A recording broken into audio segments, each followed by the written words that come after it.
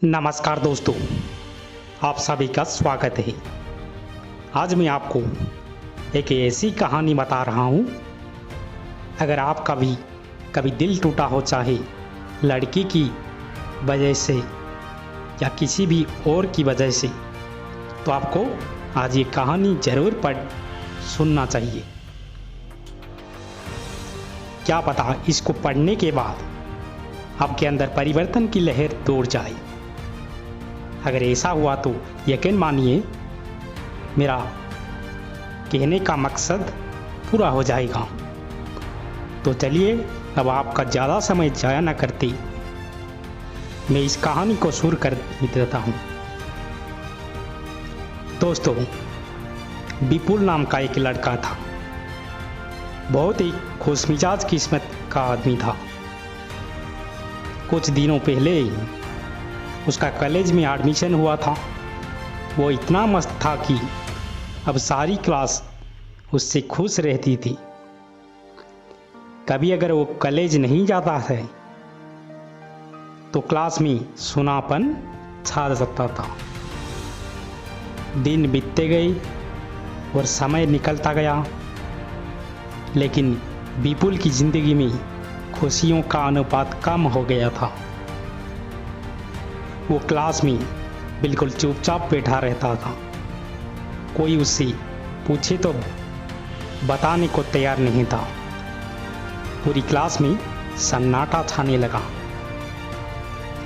लेकिन एक दिन उसके टीचर ने उससे पूछ ही लिया कि विपुल, तुम्हें बताना ही होगा कि तुम इतने दुखी क्यों हो। जब तक अपने अंदर दबे बोझ को हल्का नहीं करोगी तब तक कैसे खुश रहोगी। हिम्मत करके उसने बताया कि वो एक लड़की से प्यार करता था। अब वो उसे छोड़कर चल गई, इसलिए वो बहुत दुखी है। टीचर सारी पिक्चर समझ गई। उन्होंने कहा कि तुम शाम को मेरे घर आ सकते हो। उसने कहा, हाँ जरूर जाएंगे, क्यों नहीं जाएंगी। अब जितनी बार शाम को बुलाएंगे तो हम जरूर ही जाएंगे। तो जब विपुल शाम को टीचर के घर गया तो उन्होंने उससे पूछा कि तुम क्या लेना पसंद करोगी, चाय या लेमन या शरबत। ठीक है, उसको टीचर के घर गया तो उसने टीचर ने विपुल को पसंद जो पूछा कि तुम क्या लेना पसंद करोगे, चाय या लेमन शरबत। उसने कहा लेमन शरबत। जब उन्होंने शरबत बनाया तो उसमें नमक काफ़ी ज़्यादा डाल दिया। और जब विपुल भाई ने वो लेमन शरबत पिया तो एक घूंट पीकर लेमन शरबत जब पिया तो एक घूंट पीकर के मुंह बिगाड़ लिया। और टीचर का कहा, सर ये क्या बना दिया आपने, इसमें नमक बहुत ज़्यादा है। तो टीचर ने कहा, विपुल कोई बात नहीं, मैं तुम्हारे लिए तो दोबारा शरबत बना सकता हूँ। विपुल ने कहा, लेकिन सर विपुल ने कहा कि लेकिन सर उसकी कोई ज़रूरत ही नहीं। हम इस शरबत में थोड़ा पानी और चीनी डालकर इसे अच्छा बना सकते हैं। टीचर ने फिर पूछा कि क्या। विपुल ने भी यही जवाब दिया। अब टीचर ने कहा कि मैं तुमको यही बात समझाना चाहता हूँ, इसलिए मैंने जानबूझकर लेमन शरबत में नमक ज़्यादा डाल दिया था। और तुम्हारी ज़िंदगी में भी नमक ज़्यादा हो गया है तो तुम सिर्फ उसमें ज़्यादा से ज़्यादा चीनी मिलाते जाओ। कुछ ही दिनों बाद नमक की मात्रा कम हो जाएगी और आपकी ज़िंदगी पहले से भी खुशनुमा बन जाएगी। तो विपुल के गुरुजी चाहते तो ये सीधा सीधा भी समझा सकते थे, लेकिन आप सभी जानते हो सीधी बातें इतनी आसानी से कहाँ समझ आती है। जो ज्ञान प्रैक्टिकल से मिलता है वो हमेशा याद रहता है, और ऐसा ज़िंदगी का ज्ञान तो हम उम्र भर नहीं भूलते। अब पीपुल के जीवन में चीनी की मात्रा बढ़ने से खुशियाँ बढ़ रही थी।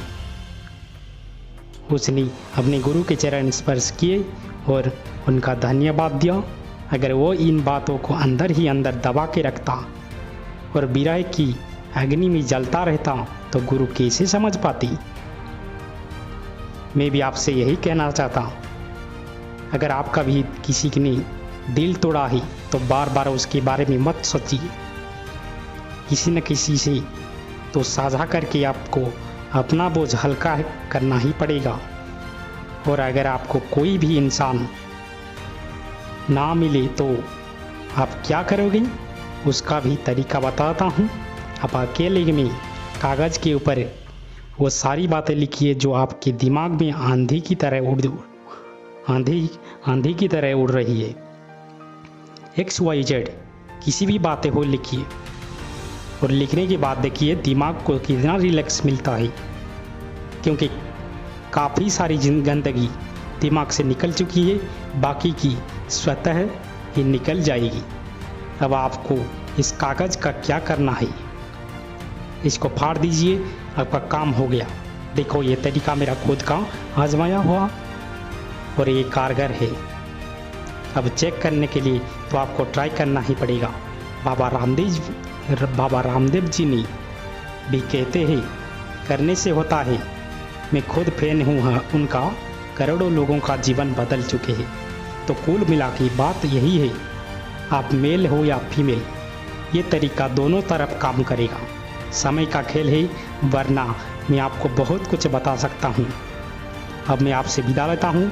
आपसे बहुत जल्द एक और कहानी के साथ मुलाकात होगी। अपना ख्याल रखिए और प्यार बांटिए, क्योंकि ये 4 गुना लौट के आता है। आपको ये कहानी कैसे लगी कमेंट में ज़रूर बताइए। जिसे इसकी ज़रूरत हो उनके साथ शेयर भी करिए। आपका कीमती समय देने के लिए और इस कहानी को सुनने के लिए आपको बहुत बहुत ही शुक्रिया।